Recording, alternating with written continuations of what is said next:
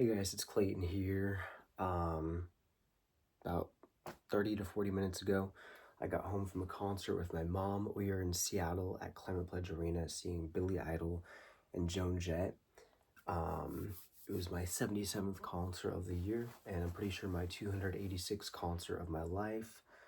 My third time seeing Billy Idol, my third time seeing Joan Jett, and my third time this year going to a concert with my mom. It's currently 1:04 in the morning on it's now Sunday, September 21st, but because it's after midnight. But a few hours ago at the concert, it was Saturday, September 20th, and yeah, it was a great show. Yeah, like I said, the opener was Joan Jett, and I think she started between 7:30 and 7:35, and we ended up parking at the 516 Harrison Street parking garage, which is like right by Mopop, close to the Space Needle. And we parked there, got there about 7:10, so we were pretty tight on time to getting there. And so we walked from the parking garage to Climate Pledge Arena, and took maybe a little bit, maybe 10 minutes, maybe a little bit less. But then once we got there, um, we were just in a line of people waiting to get through security and then get our tickets checked. And when we got in line, I heard someone calling my name. I was like looking around, who's calling my name? It's my friend Dion. Her and her husband Paul were there. And it's really cool to see her. And she told me that like that night, um, like in the last half hour or hour, they decided to go to the concert. So it was a really cool, probably a good last minute decision to go to the concert because it was a really good show. Um, anyways, by the time we scanned our tickets, by the time we got to our seats, Joan Jett was already playing. And actually, um, my mom had to use the bathroom before we got to our seats, and she just told me she would meet me there. And so our seats were in section 114, row E, seats 3 and 4. But I made a mistake because when I walked to the seats, I ended up walking to section 214 instead of 114. So after my mom was done in the bathroom, she was looking for me, and after being up there for a while in my seat, just watching Joan Jett, it'd probably been like 15 minutes. I was like wondering, where's my mom? So I got up and I walked out, and I had my phone on airplane mode because I was recording video of the concert. And so I got up, turned my phone off airplane mode, saw some text from my mom saying like, where are you? And I gave her a call, and I walked down the steps um, to like right outside the arena sitting area. And yeah, she was looking for me for a while, and I was sitting in the wrong area. So anyways, that was not great, but we were able to after a while, after we found each other, we were able to find our actual seats in the actual section 114, not section 214. um, but yeah, like I said, when I was walking to my seat, I think Joan Jett was playing her first song, and then I think I missed one or two of her songs while I was out with my mom. Um, but like I did get here, like I don't know all of her catalog, even though this is my third time seeing her. Um, but I liked hearing. I don't think I heard Cherry Bomb, but I think she may have ended with Bad Reputation, maybe. Um, but I Hate Myself for Loving You. I heard that one. I got to hear, of course, I Love Rock and Roll. Um, but I mean, I like her stuff. But I'm not like super into her music. I feel like she's more of like an opener. Like she's a great performer. I really enjoyed it, but I don't think I would go to see her as a headliner. But I feel kind of bad saying that. But also, when I was in my seats, it kind of Joan Jett sounded a bit quieter than Billy Idol. Not just her voice, but like Joan Jett and the Blackhearts, the whole the audio of her whole performance just sounded a little bit quieter than Billy Idol's performance. That's just something I noticed. But yeah, my third time seeing Joan Jett. Joan Jett was actually one of the artists that played, or one of the bands that played at the second concert I ever went to. That was in, I believe, August of 2016. And then I saw her again August 31st of 2022. And that show was at T-Mobile Park in Seattle. It was, in order of who played that night, it was Joan Jett, Poison, Motley Crue, and Def Leppard. So that was a huge show. I think it even started around like 4:30 or 5. And for that show, I'm kind of getting sidetracked here, but when I saw her play at that show, I was just standing in the merch line the whole line, so I wasn't like really focused on her performance as much. I was more like in the background while I was just in line for merch. But anyways, there was probably maybe 20 to 30 minutes in between sets, like in between Joan Jett and the Blackhearts and Billy Idol. And by the way, this shirt, my girlfriend's parents, Ever's parents, got me this shirt for Christmas back in 2023, and I haven't worn it super often, so I had the perfect opportunity to wear it tonight. Glad I wore it. I think, sorry, I'm probably like all over the place. I think Joan Jett probably played for about, I think probably a little bit under an hour, maybe like 50 minutes or so. Maybe it was about an hour. But then Billy Idol played for about an hour and 40 minutes. And yeah, I enjoyed his whole set. He opened with, I think it's called I'm Still Dancing. There's a handful of newer songs he played. Some of them, it was my first time hearing them, but I really enjoyed it. One of the new songs he played, before he played it, he was saying that he did this song with Avril Lavigne. So I was like, oh, that's interesting. And once he started it, I thought it sounded, maybe it's just me, but I thought it sounded like a little bit pop punk with like the guitar. And I think Avril Lavigne is kind of like that, or at least like used to be. But I thought that was interesting. I mean, highlights from the night for me were like getting to see like Eyes Without a Face, Flash for Fantasy, Rebel Yell, White Wedding. It's cool hearing Hot in the City, and sometimes he would replace like he'd say like Hot in Seattle, or like something like Seattle Night. And yeah, he did say Seattle a lot. He didn't forget what city he was in. But it was cool how he incorporated Seattle into Hot in the City. I liked getting here Blue Highway live. Pretty sure that was my first time hearing it live. Also, first time I saw Billy Idol live was at Moore Theater in Seattle. That was for his acoustic tour back in, I think it was March of 2019. And then second time I saw him was in May of 2023. I think it was May 20th at the Cruel World Festival in Pasadena in California.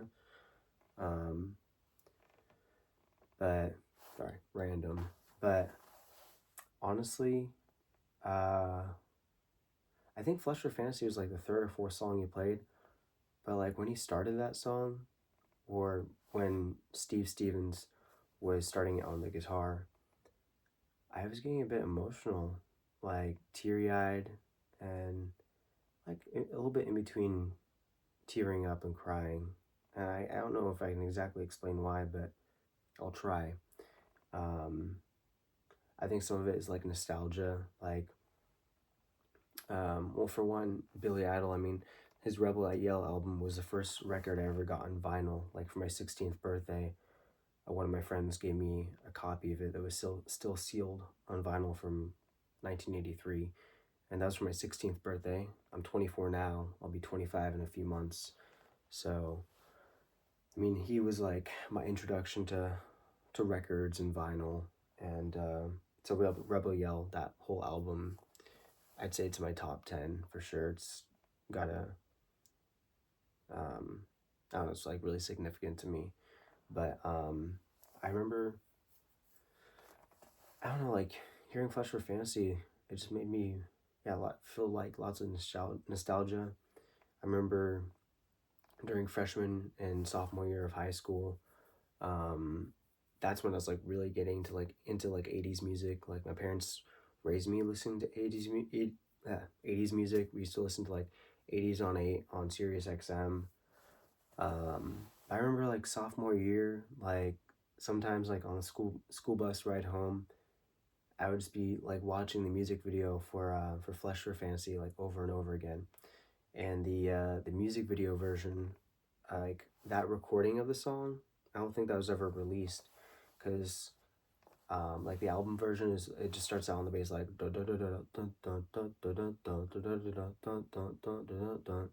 whereas the music video version, it's like Steve Stevens on the electric guitar. Like there's the 12-inch extended version, I believe it's called the Below the Belt remix, which is on the 1985 compilation album Vital Idol. That one starts off similar to the music video version, but like I said, that's the extended version. But part of the reason I'd be like watching that music video so much is just because I love that version of the song and I couldn't really listen to it anywhere else. And when they were playing Flesh for Fantasy, they're like on the screen behind them. It's like there's like an animation on the screen of like a bunch of TVs, and those TVs had it's like kind of like clips of that music video playing in the background, some scenes from it. So it was really cool. I don't know, like going to the show made me a bit nostalgic of like my honeymoon phase of listening to 80s music. And I mean back then when I was like 16, like 15, 16 years old, in like my freshman and sophomore year of high school, I mean my life was like all about that. Like my sophomore year, like I was always like, my life was like about buying CDs, and I got a Walkman for the first time. I was started collecting vinyl, and I was so, I don't know exactly what word to use, but I was so interested in the 80s, and like I was in love with the 80s, and I just can't get enough. A little Depeche Mode reference, my favorite band. Um, but yeah, going to the show made me pretty nostalgic, and then yeah, specifically with Flesh for Fantasy, I was just tearing up with that one. And like, who tears up during Flesh for Fantasy? But I did. Um, with Eyes Without a Face, I actually had like tears coming down my face, and I think I felt nostalgic with that one too, and also like, I don't know, I was just thinking of, I guess, of things that had to do with the lyrics, like I'm all out of hope. Um, I guess I don't quite feel that way right now, but I can think of times where just dark times, where that song really made more sense in the moment. Um, and hearing that song live, I guess I was just thinking about how much has changed in my life over the past few years. Um, because yeah, there's lots of dark times where that song would have really made sense. But yeah, I'm not one to be against crying. It was nice to feel that emotion. So, um, but anyways, it was cool. They ended with White Wedding, um, and I like that at the concert, like Billy Idol is like actually talking to the crowd in between songs. You know, sometimes you'll go see a band where it's like boom, boom, boom, one song after another, and it just basically a replication of the same thing with each show you go to. Um, but it's like Billy Idol is like acknowledging the crowd, actually talking to them, and I like that. And sometimes he's telling a bit some stories too, which I think is more engaging. Before Rebel Yell started, I think he was talking about a story about going to a birthday party for one of the members of the Rolling Stones, and there was a drink that they were drinking, some sort of whiskey, I think, and it happened to be called Rebel Yell. And he's talking about it, he's like, I was like looking at it while like they were drinking it, and it it was called, and then he just shouts "Rebel Yell," and then the song starts. And the first time I saw them at Moore Theater, where it was just Billy Idol and Steve Stevens doing a whole acoustic show together. That show, basically every song before they started getting into the song, he would tell the stories behind each song. So that time, back in 2019, he did also tell the story about Rebel Yell. So when he was tonight, where he was talking about the birthday party with Rolling Stones, and they had this drink, I was like, okay, I know where this is going. I know that's gonna be Rebel Yell. But yeah, it was a great show, and I'm glad I went. Initially, I was supposed to go with my dad, and we kind of had this plan for a few months, but it's unfortunate. He was pretty sick today, so he was gonna go, but last minute, like very shortly before I was gonna leave, my mom and dad ended up switching spots, and my mom went with me. But I'm glad she got to go. This is her first time seeing Billy Idol, and her second time seeing Joan Jett, because when her and I saw Joan Jett together, that was the second concert we went to. It was Joan Jett, Cheap Trick, and Heart at White River Amphitheater. But yeah, sorry, I'm sure much of what I'm saying is pretty out of order, all over the place. Anyways, I'll probably end this video soon, but before I do, I want to show you the merch I got. And I just got one shirt for myself. Is this tour shirt. Got this picture of Billy Idol right here. And on the back of it, it's got the name of the tour. It's a nice day to tour again. It's a long name for a tour, but it's pretty cool. On the back of it, it's got all the cities, and it says 2025 at the bottom. And I got a second copy of the same shirt for my dad. So even though he wasn't able to go, he still has a concert shirt. I asked him before I left if he wanted me to get him a shirt, and he said no, like he didn't need one, but I thought it would be cool to get him one. And I was kind of thinking about maybe just waiting, giving it to him for Christmas, but I'm not sure. I might just give it to him tomorrow. But anyways, it was a great show, and I had a fun time. Glad I got to go with my mom. And when I was inside the venue already, before it started, I got a text from my friend Tammy, and she asked, are you here? Are you here for Billy Idol? And it's like, yeah, like Tammy's like one of my favorite people. Yeah, I met her when I started doing running start at Green River College back when I was like 16 at the time, and she's probably in her like maybe early to mid 50s. But yeah, she's, yeah, like I said, working in the cafeteria there. But we've been to some concerts together, and we bonded over our love for 80s music. And I think we met because I was wearing a Depeche Mode shirt back when I was like 16. Anyways, she texted me, and it turns out she was in section 115. So I told her, I texted her, I was like, hey, stand up and wave so I can see you. So she did, and like, she's kind of far away, but I could see her, so we were like waving at each other, and like I blew her a kiss, and she blew me one, and I caught it. And then after the show, I got to see her and got a picture with her, and then got a picture with her and my mom. So that's pretty sweet. But yeah, it was a good night. And yeah, I think I'll end the concert vlog here, which like this is the concert review, and I'm also throwing it into the end of my concert vlog for this show. But anyways, thank you for watching. Hope you have a nice day. See you later.